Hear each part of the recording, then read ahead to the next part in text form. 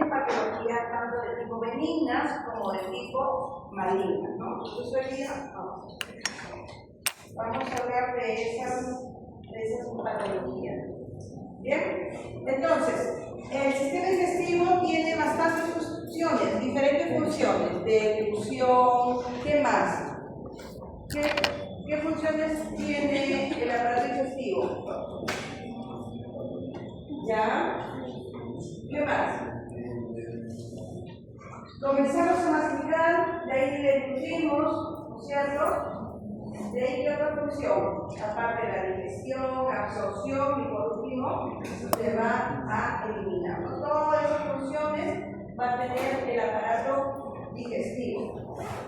Bien, y como todas patologías que incluya algo o alguna de estos órganos encargados de estas funciones, por lo general va a cursar como una clínica como dolor abdominal, ¿no? Cuando yo hablo de dolor abdominal estoy refiriendo a todo el abdomen, porque hay patologías que van a caracterizarse por un cuadrante específico en el dolor, ¿no? Si yo me refiero de repente a una colecistitis, que es el dolor de la vesícula, el cuadrante superior derecho es donde me va a doler. Si yo me estoy refiriendo a una gastritis, donde me va a doler el epigastrio. Si yo me estoy refiriendo al dolor del apéndice, este comienza en el epigastrio, pero después se va a la fosa ilíaca derecha, ¿no? Para eso es importante también saber la anatomía y saber dónde están esos órganos para poder correlacionarlos con el dolor, ¿no? Las náuseas, el vómito, las diarreas, el estreñimiento, ¿no? El sangrado con las heces, ¿no? Aumento de peso, baja de peso, etc., ¿no? Son varios de los síntomas que se van a presentar en esta patología. ¿Bien? Entonces, existen anomalías congénitas, anomalías que van a ser algunas más urgentes que otras, ¿no? Entre ellos tenemos, por ejemplo, la atresia. La atresia se va a referir cuando en este esófago, ¿no? Sabemos que el esófago va a conectar con el estómago, ¿no? Va a haber una interrupción aquí, un segmento de ese esófago no se va a conectar, no va a estar. Y esta es una patología de urgencia que necesita una intervención quirúrgica rápida. Aquí se va a caracterizar la clínica por las recomplicaciones que va a tener durante la alimentación, ¿ya? Pero puedo tener yo, por ejemplo, una atresia con una fístula también, ¿no? Que se va a ir, esta fístula puede irse, por ejemplo, al aparato respiratorio, ¿no? O puede estar sin fístula también. Luego tenemos la estenosis. La estenosis es una forma incompleta de atresia. La estenosis es cuando hay una disminución de la luz de este esófago, que sabemos que es un órgano tubular, ¿no? Hueco, y esa luz va a disminuir, ¿no? Y como consecuencia también sus paredes van a estar engrosadas. ¿Bien? Acá nosotros vemos los tipos de atresia del esófago. Por ejemplo, acá esto es normal, ¿no? El esófago viene y se conecta al estómago.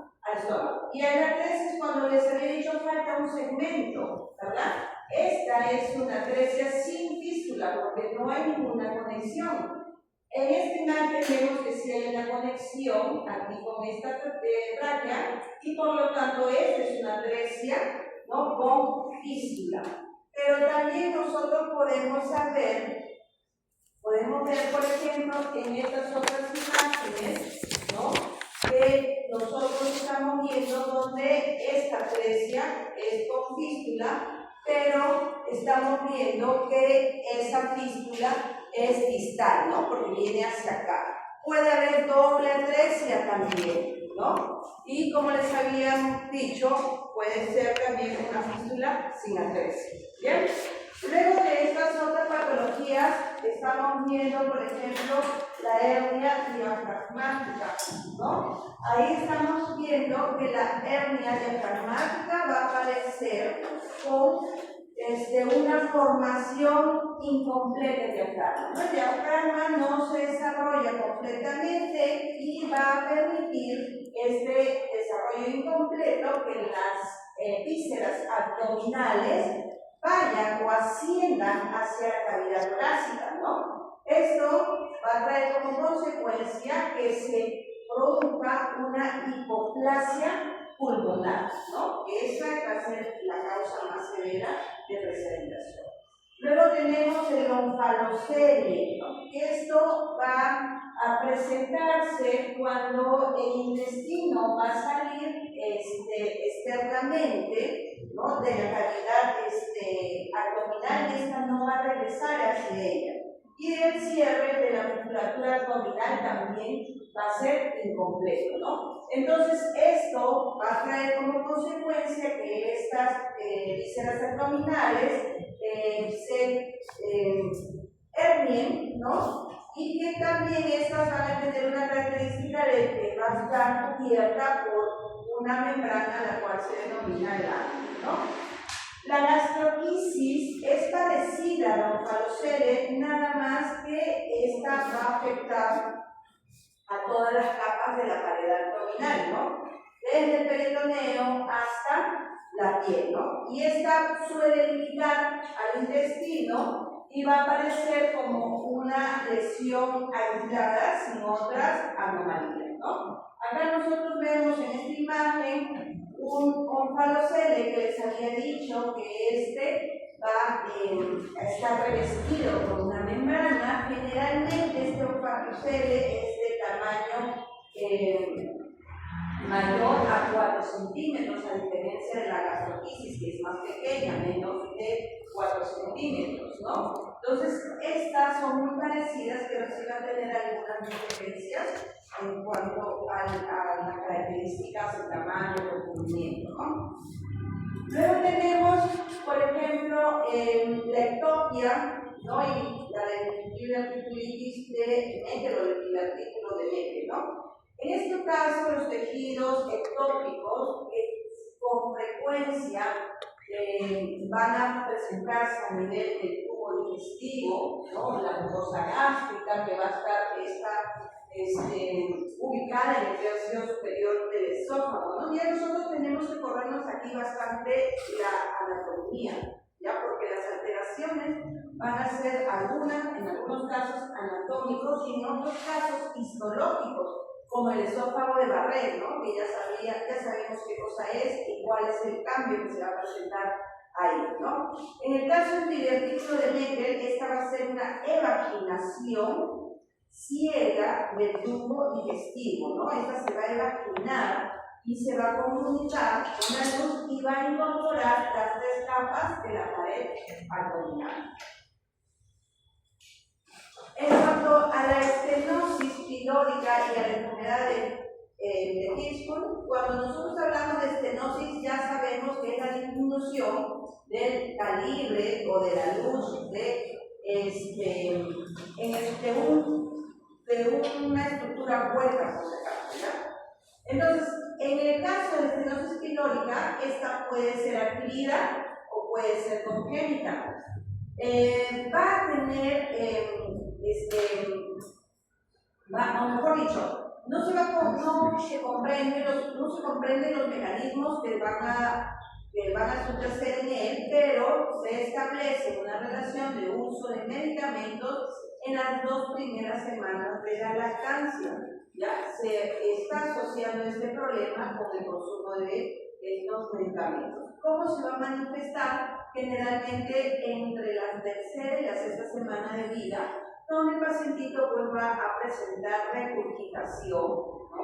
Vómitos, y en el examen se va a palpar una masa abdominal de forma ovoidea y de consistencia dura.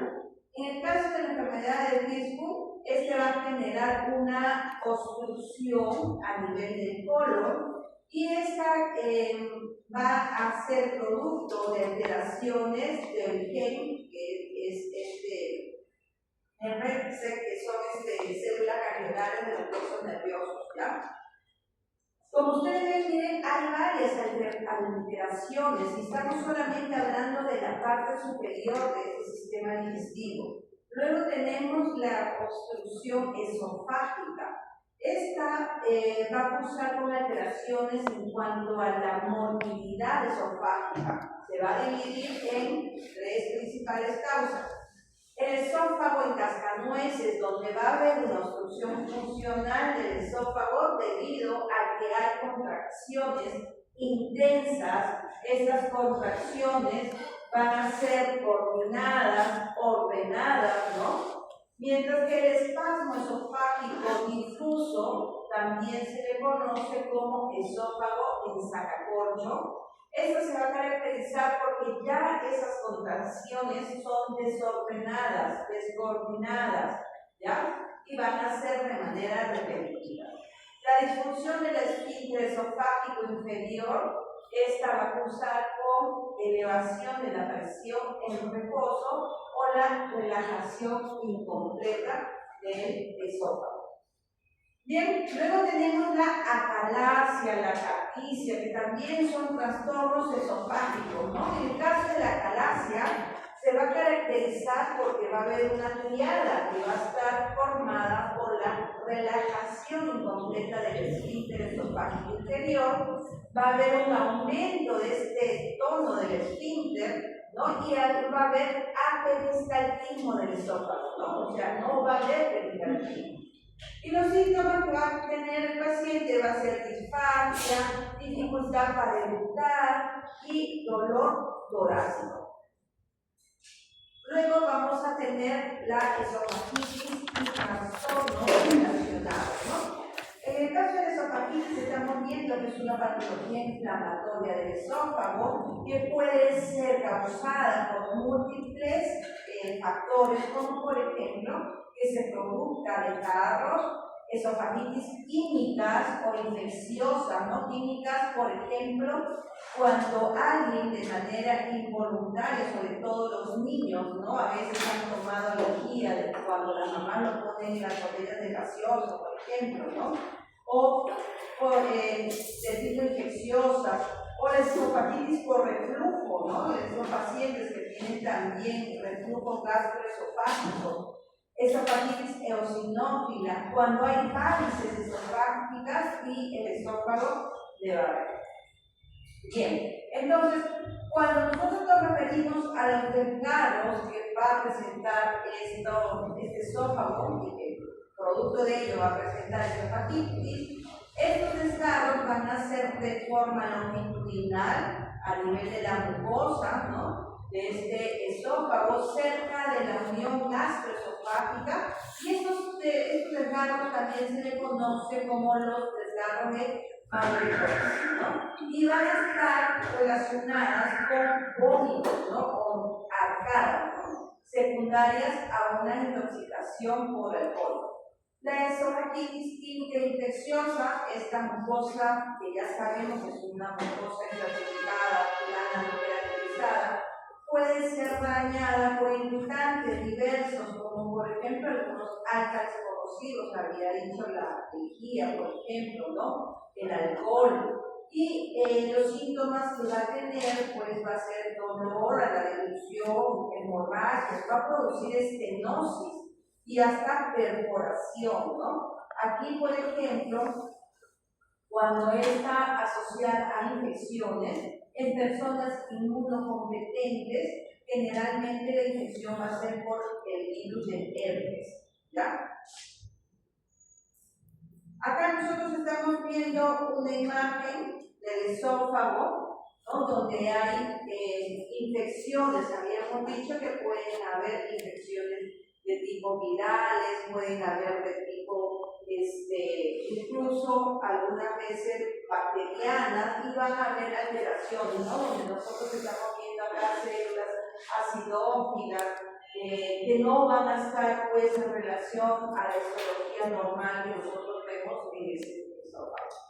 En el caso de esofagitis por reflujo, acá se considera que la relajación pasajera del esfínter esofágico inferior va a ser la principal causa de este reflujo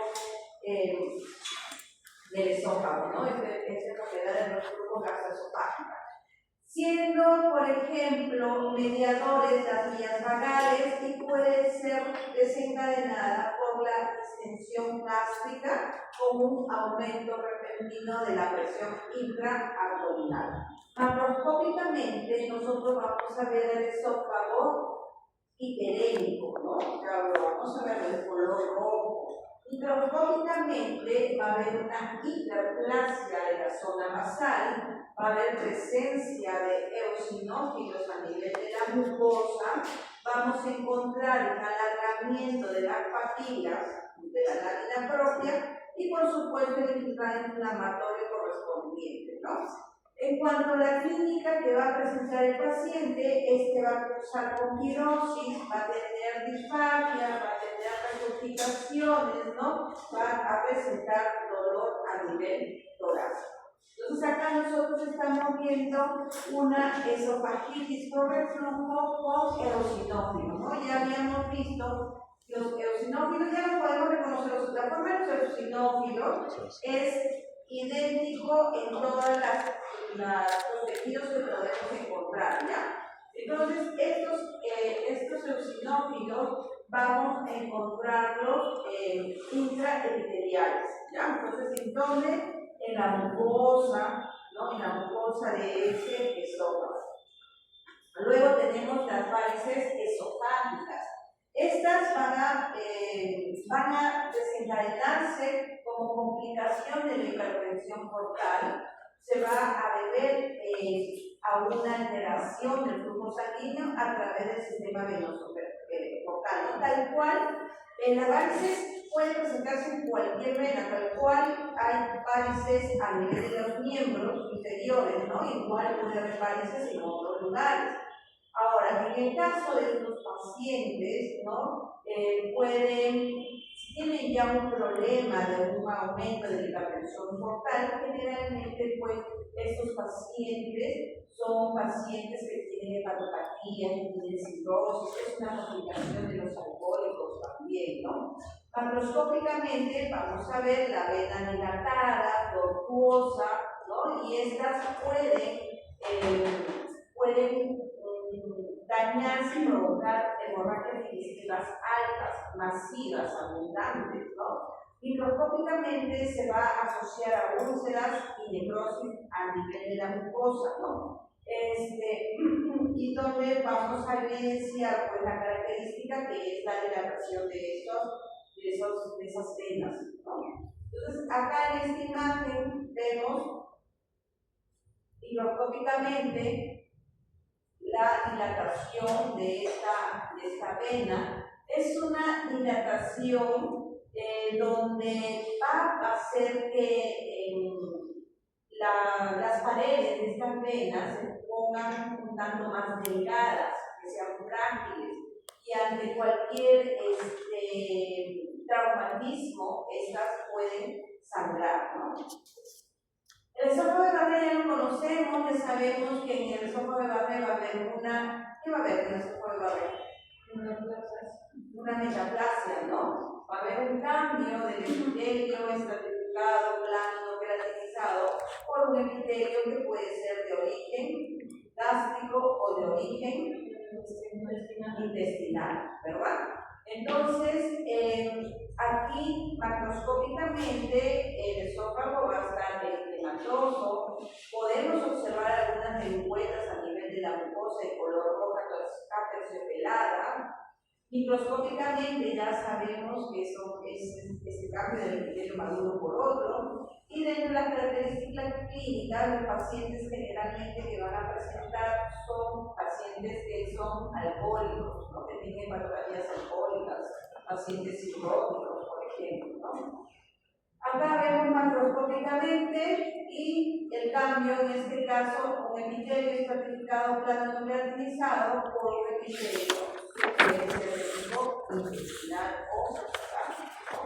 Luego nos vamos a los tumores esofágicos. Aquí vemos al adenocarcinoma. Si estamos hablando de adenocarcinoma, estamos hablando de una tumoración que va a formar glándulas, ¿no? Ahora, generalmente, esos adenocarcinomas del esófago van a hacer o van a aparecer después de que el paciente presenta esófago de Barré. Si sabemos, el esófago de Barré es patología benigna, pero si persiste la causa que lo está generando, podemos tener displasias. Y ustedes saben que la displasia es una patología precancerosa, ¿no? Entonces, esto va a predisponer a que se desarrolle este adenocarcinoma, ¿no? Generalmente es más frecuente en los varones y en la raza blanca. Desde el punto de vista de su patogenia, sabemos que la progresión del esófago de Barré, del adenocarcinoma, se produce durante un periodo largo. No es de que ahorita me detectaron esófago de Barré y mañana hago adenocarcinoma, no. Esto es de manera insidiosa, avanzando, ¿no? Progresiva. Macroscópicamente vamos a ver zonas blanquecinas elevadas, ¿no? A manera de parche y que pueden ir creciendo hasta generar masas de 5 centímetros de diámetro aproximadamente. Microscópicamente, pues vamos a ver que se van a formar glándulas con estas células tumorales y algunas van a producir mucina, ¿ya? El cuadro clínico, estos pacientes van a tener dificultad para deglutir, se van a adelgazar porque no van a comer adecuadamente, va a tener hematemesis, ¿no? O sea, va a vómitos con sangre, dolor torácico y vómitos. Entonces, este adenocarcinoma ya nosotros podemos reconocer cuando son células tumorales por las características de malignidad, ¿no? La hipertromasia, el pleomorfismo, la pérdida de la polaridad de estas estructuras, ¿no? Ya cuando nosotros vemos estructuras con el aumento de esa hipertromasia, y aquí ustedes ven, ¿no? Núcleos de diferentes formas, tamaños, etcétera, células de la misma manera, nucleolos prominentes, ya son indicadores de malignidad. Luego tenemos el carcinoma epidermoide. ¿Ya? Generalmente el carcinoma epidermoide también es una patología que se va a presentar con mayor frecuencia en los varones. Aproximadamente la presentación es alrededor de los 45 años hacia arriba. El alcohol, el tabaco, ¿no? La galaxia, son factores predisponentes para desarrollar este carcinoma epidermoide, ¿no? Va a aumentar el riesgo si son pacientes que consumen habitualmente alcohol, y esta va a desarrollarse, o lo vamos a poder ver macroscópicamente como áreas pequeñas de engrosamiento, ¿no? A manera también de placas de color grisácea blanquecina. Estas masas son polipoideas o exofíticas, ¿no? O sea, de crecimiento externo, van a sobresalir y obstruir la luz de este estómago. Microscópicamente es una lesión que se va a caracterizar porque va a ser in situ, ¿no? Es la denominada también displasia escamosa, ¿no?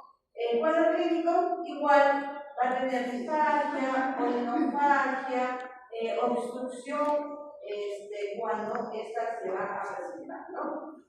Entonces, si hablamos de una carcinoma epidermoide, entonces vamos a ver que esta se va a desarrollar a nivel de su epitelio, ¿cierto? Acá nosotros estamos viendo estas formaciones y acá a mayor aumento, ¿no? Núcleos de diferentes tamaños, algunos alargados, otros medio redondos, pierden esa forma característica y van a agruparse estas siempre y a multiplicarse, ¿no? Comienzan a ver una reproducción de las células tumorales.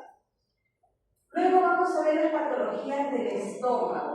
En el estómago vamos a tener patologías inflamatorias de la mucosa, ¿no? Aquí ya nosotros conocemos la gastritis. La gastritis que pueden ser agudas, que pueden ser crónicas, ¿no? En este caso, tiene mucho que ver el pH del estómago, tiene que ver factores como por ejemplo la infección del Helicobacter pylori, la ingesta de comidas irritantes, de comidas muy condimentadas, etcétera, ¿no? Entonces existen bastantes factores predisponentes que van a superar los factores protectores que va a tener pues este estómago, y por lo tanto se van a presentar pues esta gastropatía y la gastritis, ¿no? ¿Por qué? Porque hay inhibición de la ciclooxigenasa, con inhibición de los transportadores gástricos, se reduce la secreción de la mucina y del bicarbonato y disminuye los aportes del oxígeno. Acá nosotros estamos viendo en esta imagen cómo hacen efecto estos factores predisponentes. Tenemos gastritis medicamentosa, o la que produce los AINES, sobre todo, ¿no? Pacientes que son fumadores, ¿no? Pacientes que beben alcohol, ¿no? Hay muchos factores de riesgo para desarrollar esta patología que ya nosotros lo sabemos, ¿no? Entonces, macroscópicamente, si es una inflamación, lo voy a ver, ¿no? Eritematoso. Puede haber erosión también de la mucosa gástrica, porque la complicación de la gastritis son las úlceras. Microscópicamente vamos a ver lo característico de la inflamación, que hay edema, infiltrado inflamatorio, vasos sanguíneos congestionados, ¿no es cierto?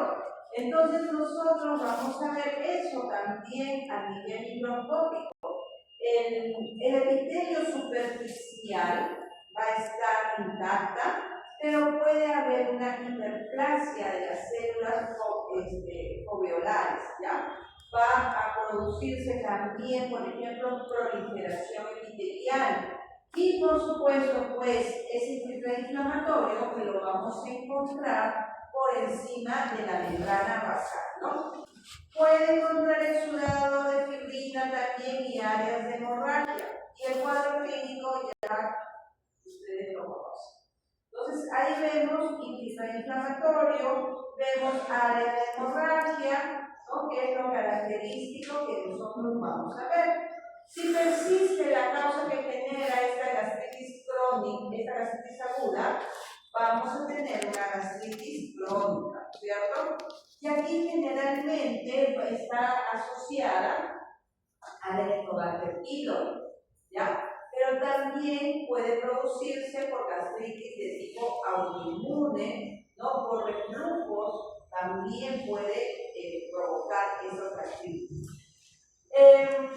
¿Qué vamos a ver macroscópicamente? Vamos a ver que esa mucosa va a estar, o vamos a encontrar ese Helicobacter pylori, ¿no? Con esa característica o color rojizo. Algunos dicen que lo vamos a ver como ajá, exacto, pero lo veo más como bastoncitos o gomitas, ¿no? Microscópicamente ya ese filtrado cambia, ya no es neutrófilo, ya no son polimorfos, sino vamos a ver linfocitos, vamos a ver células plasmáticas, ¿no?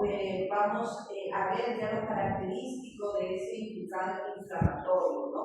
Esta gastritis crónica, en realidad esta gastritis puede tener, pueden atrofiar también la mucosa y desencadenar otras complicaciones, como por ejemplo una anemia perniciosa, una anemia megaloblastica, ¿no? Acá observamos igual la mucosa, ¿no? Ya hay una alteración, un infiltrado inflamatorio, y pues en esta lámina el Helicobacter pylori, ¿no? En esta otra imagen, las células inflamatorias, donde veamos basofilia, ¿no? Aumento de la coloración morada, ahí ya vamos a tener que observar para ver las características de esas células, para ver si son linfocitos, células plasmáticas, neutrófilos, etcétera, ¿no? Entonces ahí nosotros vamos a encontrar pues también a veces cambios metaplásicos, ¿no? Sabemos que el Helicobacter pylori aumenta el riesgo de que esa persona haga una de esas carcinomas, ¿verdad? Entonces puede encontrar áreas de metaplasia también, ¿no? Podemos encontrarlo. En cuanto a la úlcera péptica, esta se va a referir a una úlcera crónica que va a afectar la mucosa del duodeno o del estómago, generalmente asociado al Helicobacter pylori o al consumo de láines, al tabaquismo, aparece en la zona del antro, ¿no? Como consecuencia de una gastritis crónica. Se va a producir porque hay desequilibrio entre los mecanismos de defensa y los factores que van a provocar esta gastritis crónica. Macroscópicamente vamos a ver úlceras que pueden ser solitarias, ¿no? En el mayor porcentaje estas son solitarias. Y estas van a ser de forma redondeada o ovalada. Claramente se pueden ver que estas úlceras que se van a localizar a lo largo de la curvatura menor tienen un aspecto de sacabotados, ¿no? Microscópicamente ya sabemos que esta va a presentar una solución de continuidad, puede encontrar metaplasia foveolar y esta mucosa va a estar alterada. Si a eso no tengo ni idea, yo voy a encontrar áreas hemorrágicas también, ¿no? El paciente va a tener dolor urente a nivel del epigastrio, va a tener reflujo gastroesofágico, va a adelgazarse, va a tener dolor a nivel del hipocondrio derecho. Entonces, les había dicho que la úlcera, si esta es una mucosa que está intacta, de pronto no encuentro mucosa, a eso se llama pérdida de la solución, o es una solución de continuidad, ¿no? Pérdida de la continuidad de la mucosa, ¿no? Esta es la úlcera. Si hay alteración aquí de tipo que se destruye, se altera esta mucosa, vuelvo a repetir, puedo encontrar áreas de hemorragia y inflamatorio, también puedo encontrar, ¿no? Puedo encontrar áreas de necrosis, sí, sobre todo a nivel de la base de esta úlcera. Se va a tratar de reparar y la reparación en este caso va a ser con tejido de granulación. Los pólipos son otras patologías que se puede aparecer en cualquier órgano. En realidad el pólipo puede aparecer en cualquier órgano. Los pólipos siempre se deben de extraer porque tienen mucha factor predisponente a malignizarse, ¿ya? Y en el caso del estómago, esta se puede presentar como consecuencia de una hiperplasia, de una inflamación, de una ectopía o de una neoplasia de células epiteliales o del estrógeno, ¿ya? Entonces, el 75% de todos los pólipos gástricos son pólipos inflamatorios o hiperplásicos, ¿no? Generalmente lo vamos a encontrar en personas entre los 50 y 60 años y suele asociarse a gastritis crónica. Macroscópicamente, estos pólipos van a medir menos de 1 centímetro, con frecuencia suelen ser múltiples, de forma ovoide, peliculados, van a aparecer a nivel del cuerpo y del fondo del estómago. Microscópicamente vamos a ver que estos pólipos van a presentar glándulas foveolares irregulares, dilatadas, ramificadas y que van a tener forma quística y van a estar elocadas, ¿ya? Entonces ya nosotros nos encontramos de estas imaginaciones de la mucosa que son estas foveas, ¿no? Que van a estar muy elocadas, que van a estar ramificadas, que van a estar distorsionadas también. Esta es un pólipo, siempre el pólipo es de crecimiento externo, ¿no? Es media ovoidea o redondeada y tiene un pedículo. Este pedículo puede ser fibroso. Luego tenemos el adenoma gástrico, generalmente van a presentarse también como consecuencia de la gastritis crónica con atrofia y metaplasia intestinal, ¿no? El 10% de todos estos tumores gástricos suelen presentarse en pacientes entre los 50 y 60 años, los hombres son más afectados, macroscópicamente van a tener una elevación, miden más de 2 centímetros de diámetro, microscópicamente vamos a ver que se va a presentar displasia, va a haber hipercromatismo del núcleo, vamos a encontrar pseudo ramificaciones y el paciente va a cursar con náuseas, vómitos y dolor abdominal, ¿no? Entonces acá igual la imagen donde estamos viendo estas alteraciones. Ya el adenocarcinoma gástrico, esta es una neoplasia maligna que va a constituir el 90% de todos los cánceres gástricos, ¿no? El resto, en menor porcentaje, puede presentarse como linfoma o también como leiomyosarcoma.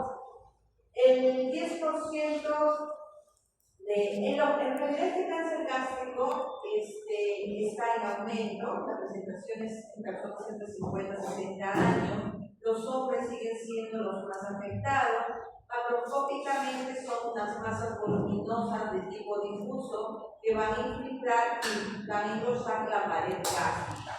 Microscópicamente tiene células neoplásicas que van a adquirir la forma en células en anillo de celo, ¿ya?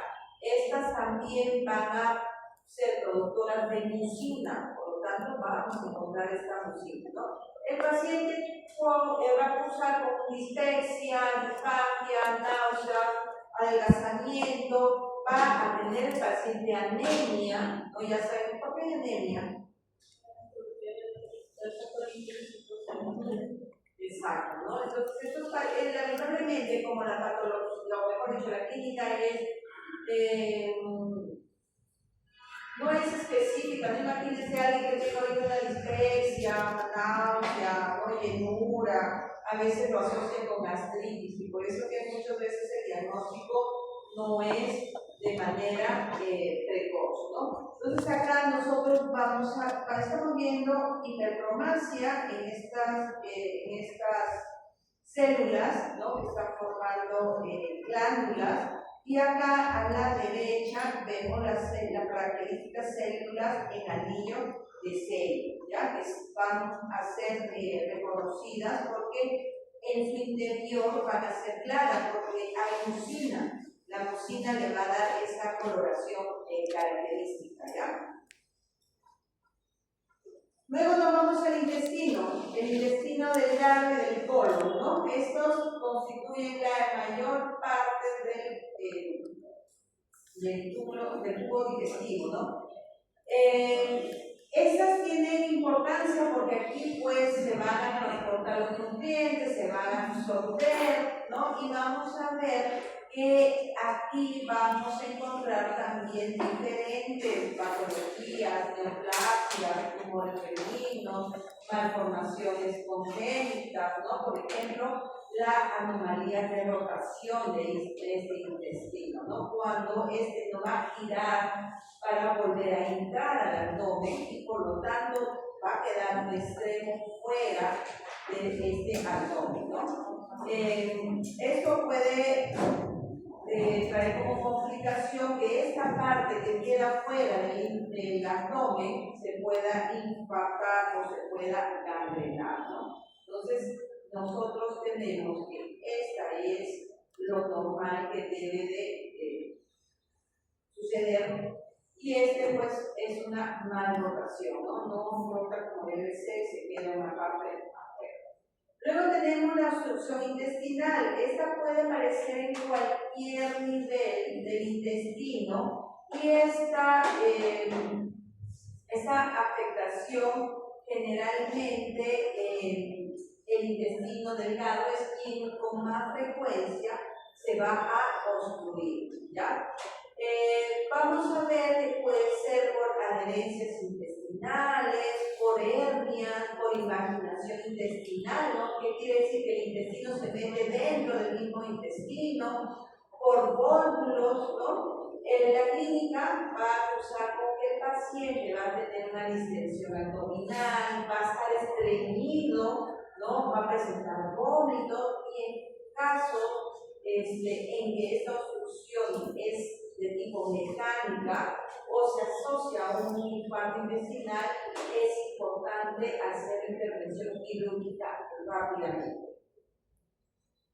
La atresia intestinal generalmente va a causar esta obstrucción intestinal en los deditos y se puede presentar también en cualquier parte del intestino, ¿no? Es más frecuente a nivel del yeyuno ilio y excepcionalmente se presenta a nivel del colon, ¿no?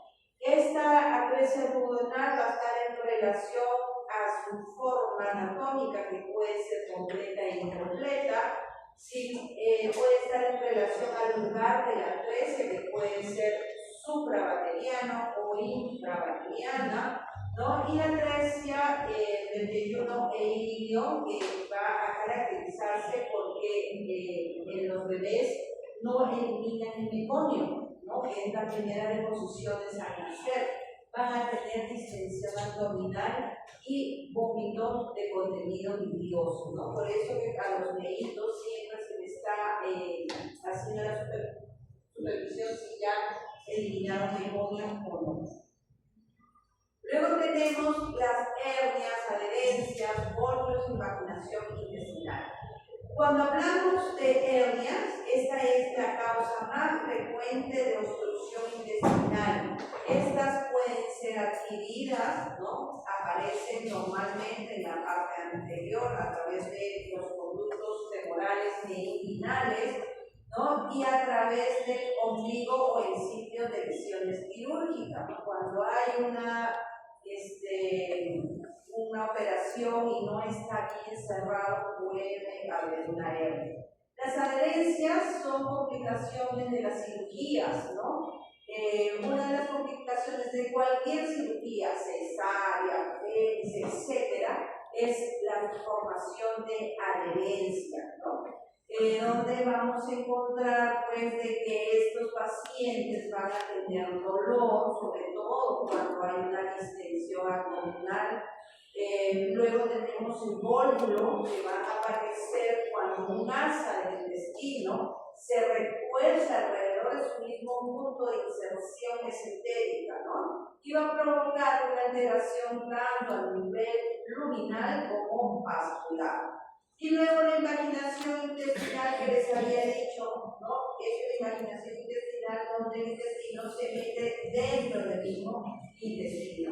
Esto es frecuente en los niños también, existen algunas maniobras que se pueden hacer para que esto salga, ¿no? Pero en otros casos el tratamiento quirúrgico.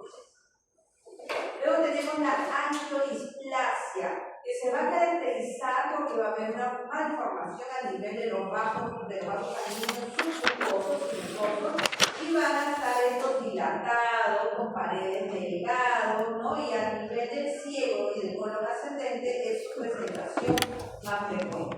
Luego tenemos la mala absorción y la diarrea, ¿no? Estas van a ser complicaciones a nivel de la fase de la absorción, ¿no? Y se va a caracterizar porque va a haber una absorción defectuosa de vitaminas, tanto lipo como hidrosolubles, de proteínas, de hidratos de carbono, de grasas, de minerales, agua, y esto va a traer como consecuencia pues que el paciente se adelgace, ¿verdad? Igual que la diarrea, que se va a definir como un aumento de la frecuencia, ¿no? De las deposiciones.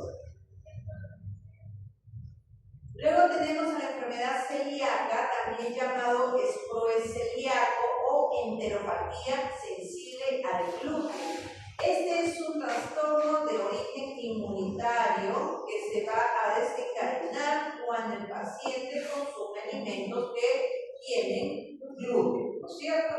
Macroscópicamente, la muestra se va a ver, o se va a presentar a nivel de la segunda porción del duodeno o de la porción proximal del yeyuno, en las que van a estar expuestas a las concentraciones más altas de glúteo, y estas van a tener atrofia de las vellosidades intestinales, ¿no? Microscópicamente vamos a encontrar una hiperplasia de las criptas, atrofia de las vellosidades, presencia de linfocitos, ¿no? Y esto pues va a tener una pérdida del área de la superficie de la mucosa y del borde del cepillo, ¿no? Que va a contribuir a que este paciente tenga mala absorción.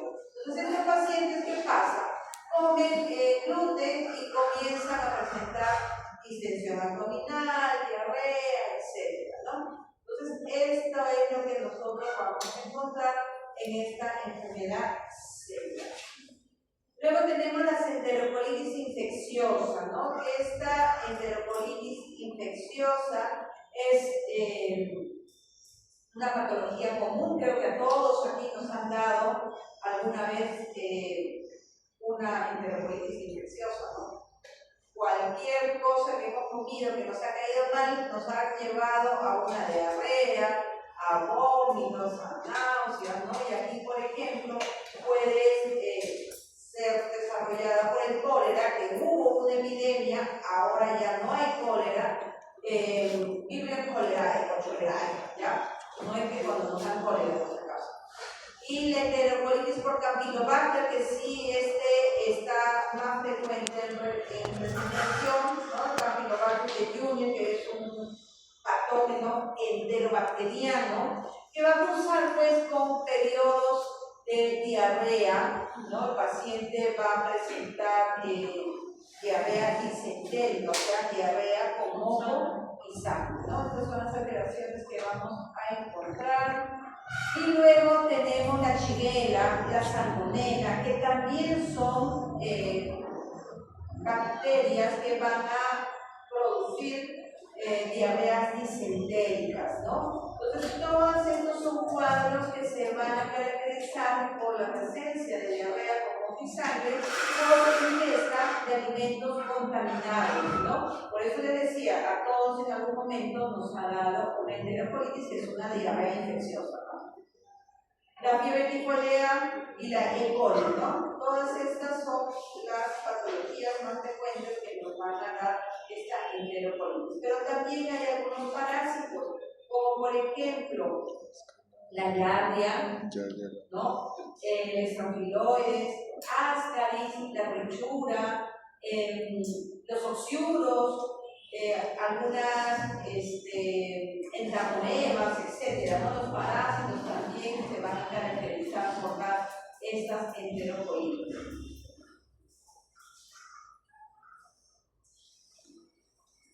¿Ya?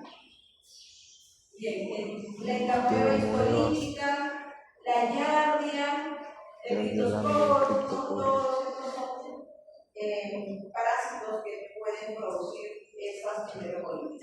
Luego tenemos enfermedades inflamatorias, como por ejemplo la enfermedad de Crohn, que suele afectar la porción terminal del ilio, la válvula iliocecal y el cielo, ¿no? Entonces aquí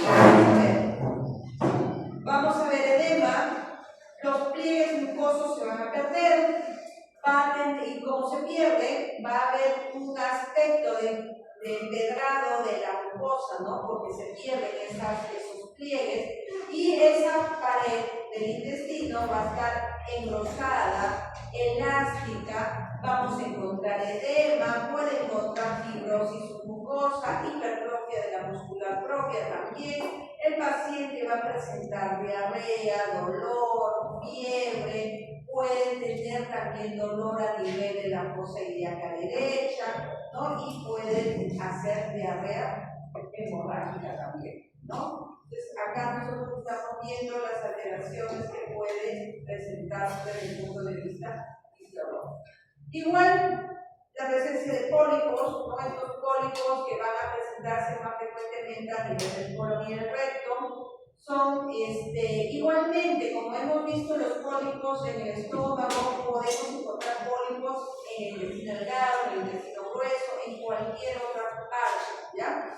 Estos la misma característica, igualito, ¿ya? Pero en el caso de estos pólipos a nivel del intestino, van a tener células caliciformes, ¿ya?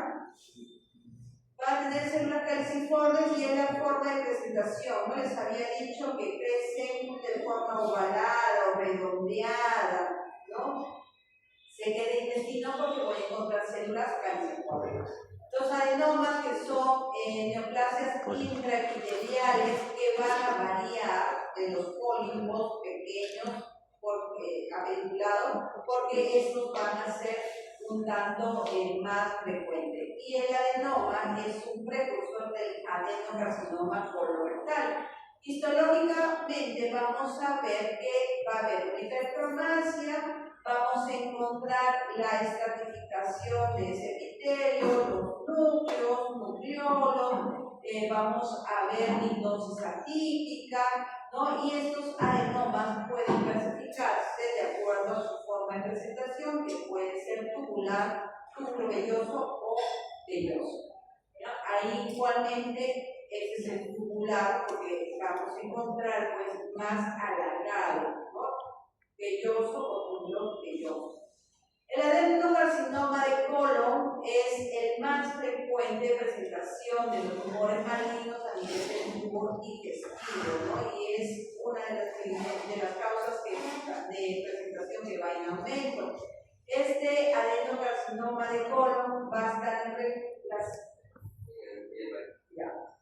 en relación a consumo de alimentos como por ejemplo las carnes rojas, las carnes que son hechas a parrilla, ¿no? Donde la grasa cae al carbón y emite unos vapores que se impregnan en la carne que son cancerígenos, a los embutidos, a alimentos procesados, ¿no?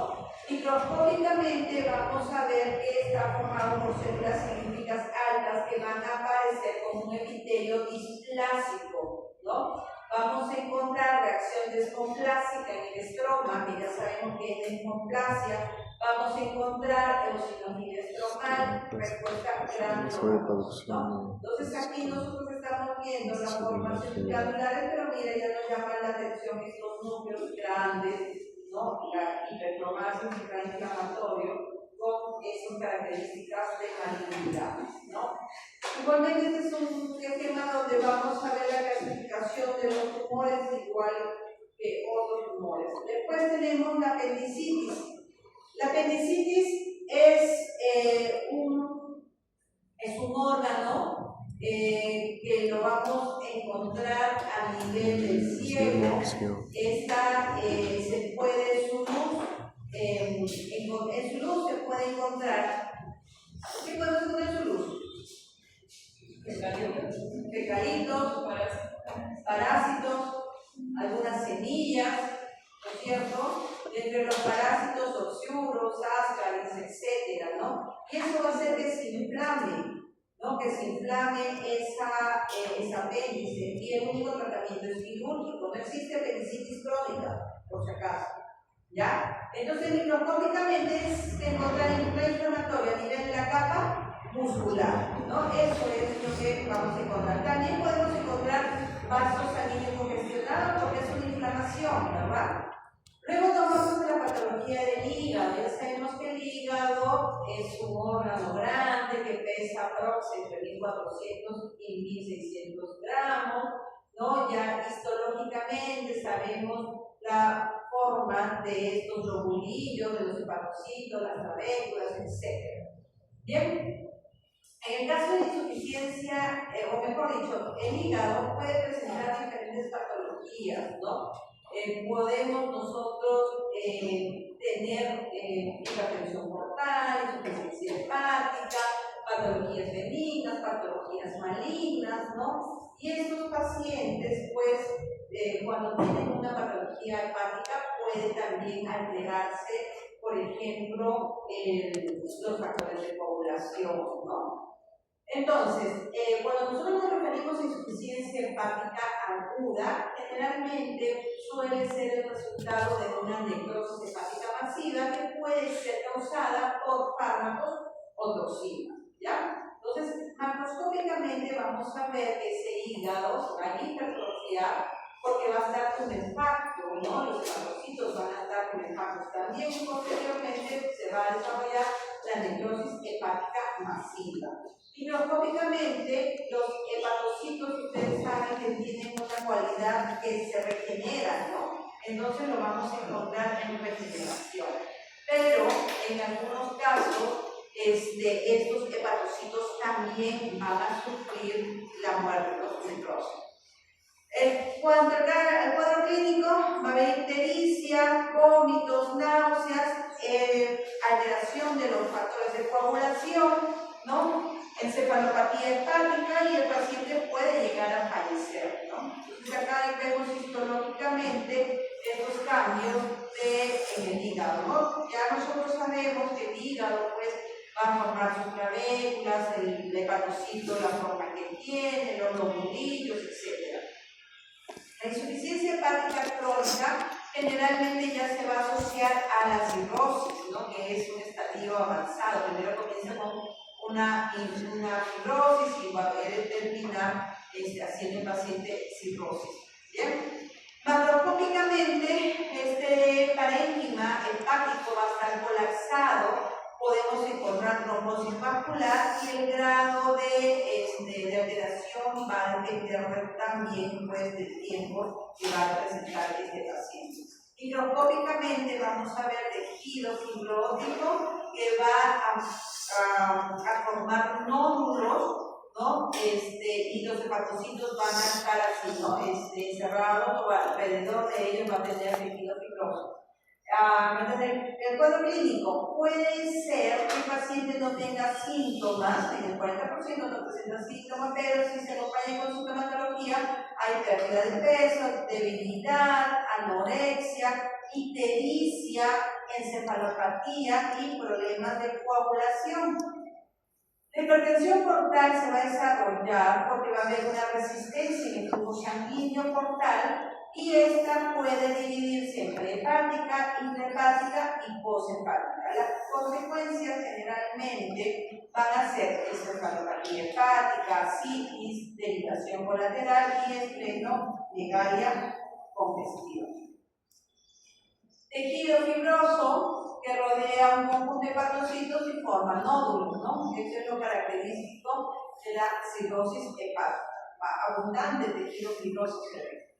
En el caso de las hepatitis, ya sabemos que las hepatitis virales son A, B, C, D y E, ¿no? La hepatitis A es una hepatitis que es más frecuente en presentación en niños, la transmisión es fecal oral, no se va a la cronicidad y se autolimita.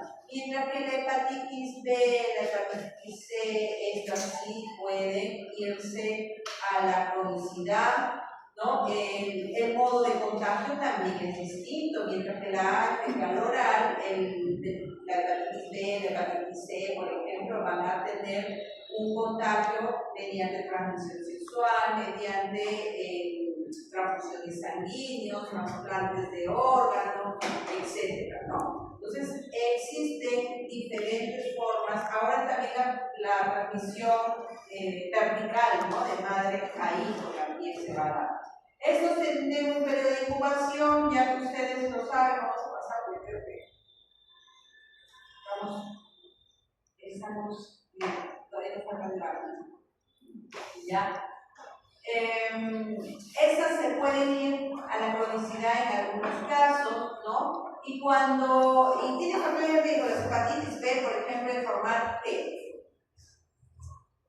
¿Cuál es la complicación de la hepatitis? Carcinoma. El carcinoma hepático, ¿cierto? La esteatosis hepática, ¿qué cosa es? Hígado graso, ¿cierto?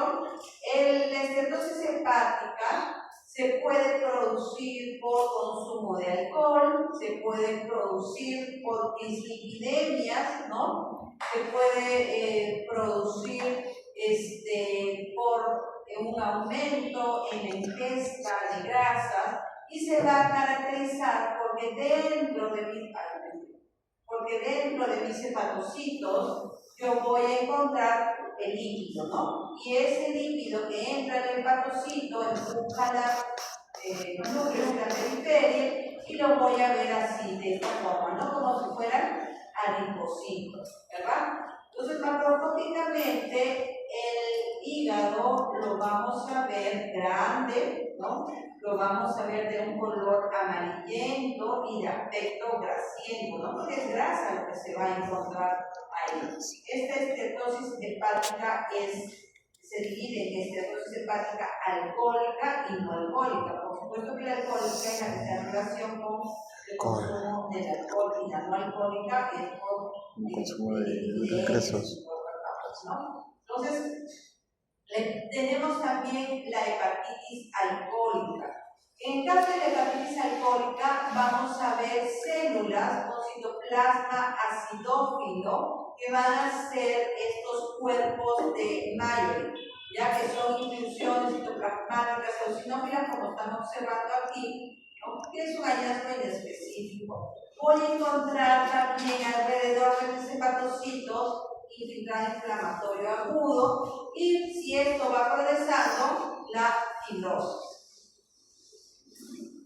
La cirrosis es la forma final e irreversible de la hepatopatía alcohólica, ¿no? La cirrosis es irreversible, pero no solamente la cirrosis se le da a los pacientes alcohólicos. Si bien es cierto, el 50% tiene relación con el alcoholismo, pero hay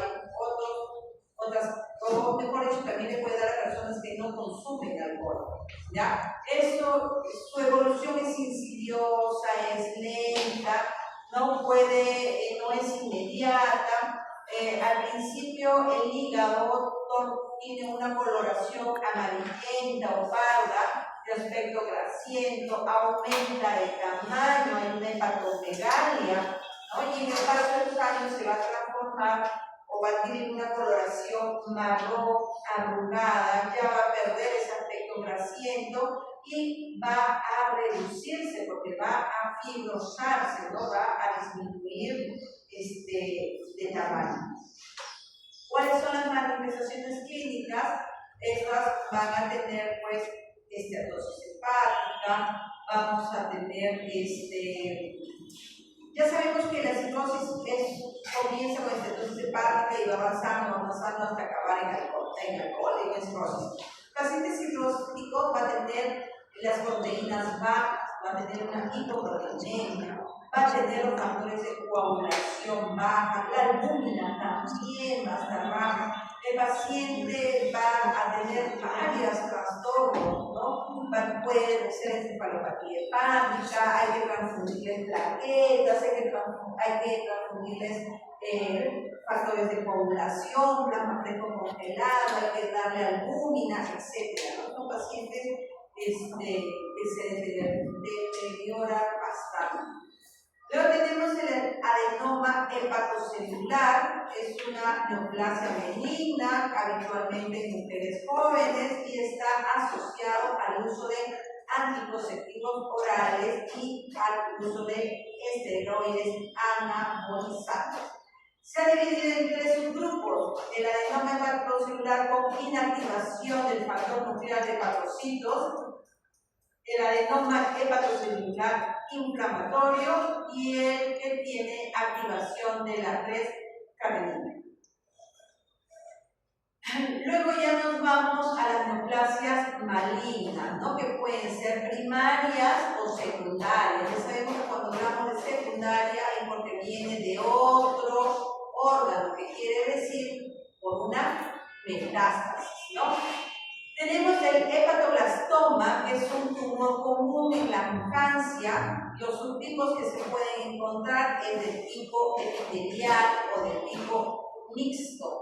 Suelen debutar con una tumefacción abdominal en un lactante o un niño pequeño, ¿no? Y está relacionada a la disfunción hepática, ¿no? Y el paciente va a presentar prurito, ictericia. Luego tenemos el carcinoma hepatocelular, que va a representar aproximadamente al 5% de los tumores malignos a nivel mundial. Y esto, en esta patología se van a ver a los hepatocitos grandes con núcleos pleomórficos agrandados, ¿no? Y esta va a tener estas, acá, como vemos, estas características, ¿no? De malignidad. Vamos a ver la hiperpropasia nuclear, el pleomorfismo nuclear, por lo tanto podemos decir que hay anisonucleosis, ¿no? Luego tenemos las patologías de la vesícula biliar, ¿no? Nosotros sabemos que la vesícula va a tener patologías, la más común, por ejemplo, cuando ésta se inflama. Y cuando se inflama, ¿cómo se llama? Colecistitis, ¿no?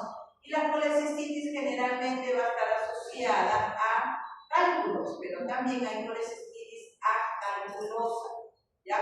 Cuando está asociada a cálculos le podemos llamar colelitiasis y es lo más frecuente en presentarse, ¿no? Entonces estos cálculos, algunos los llamamos piedras, ¿no? Generalmente pues son producidas por colesterol, ¿no? Lo vamos a ver de forma redondeada, ovoide, ¿no? Y estas pueden ser pigmentadas también. Entonces estos pacientes pueden permanecer asintomáticos, pero cuando va avanzando, estos van a presentar dolor por comidas copiosas, ¿no? Comidas abundantes, comidas ricas en grasas, condimentadas. El dolor que va a presentar es en el cuadrante superior derecho, va a ser un dolor tipo cólico, puede acompañarse de náuseas, ¿no? Y dependiendo puede tornarse también en una emergencia quirúrgica, ¿no? Porque el paciente lo operan de emergencia. La colecistitis aguda o crónica es una inflamación en la vía biliar. En el caso histológico, ¿qué vamos a encontrar? En la colecistitis. Los senos de los metastasis. ¿No? Ya, entonces, esto ya nosotros ya lo hemos visto y vamos a pasarlo porque ya está. La colangitis biliar primaria. ¿Qué es la colangitis? Es una enfermedad que se va a caracterizar porque hay una obstrucción a nivel de los conductos biliares, ¿no? Esta puede ser producto de una enfermedad autoinmunitaria donde va a haber destrucción inflamatoria de estos conductos biliares intrahepáticos, ¿no? Y este trastorno autoinmunitario se va a deber a que hay un ataque mediado por linfocitos T sobre estos conductos biliares intraloculiares pequeños, ¿no? Macroscópicamente vamos a ver a estos conductos con infiltración linfocitaria, ¿no? Vamos a ver también que estos, al ser una inflamación, pues vamos a encontrar infiltrado inflamatorio. Clínicamente el paciente va a tener prurito, va a tener fatiga, va a tener dolor, ¿no? Aquí, por ejemplo, en el caso de la colangitis es una inflamación e infección, ¿no? O sea, vamos a encontrar infecciones de tipo bacterianas que van a condicionar esta patología o va a ser también de tipo inflamatorio netamente, ¿no? El paciente va a cruzar con una triada característica que es la triada de Charcot, que es ictericia, fiebre y dolor abdominal. Pero si se le suma, por ejemplo, confusión mental, ¿no? Y se le suma también a este paciente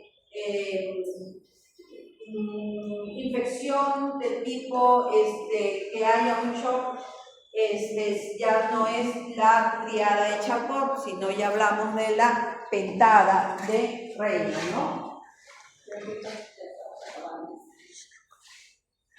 Igualmente, la vesícula puede tener neoplasias